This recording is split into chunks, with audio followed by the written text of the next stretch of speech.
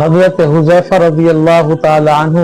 روایت کرتے ہیں کہ رسول اللہ صلی اللہ علیہ وآلہ وسلم نے ارشاد فرمایا، تم دوسروں کی دیکھا دیکھی کام نہ کرو اور یوں کہنے لگو کہ لوگ ہمارے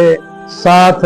بھلائی کریں گے تو ہم بھی ان کے ساتھ بھلائی کریں گے، اور اگر لوگ ہم پر ظلم کریں گے تو ہم بھی ان کے ساتھ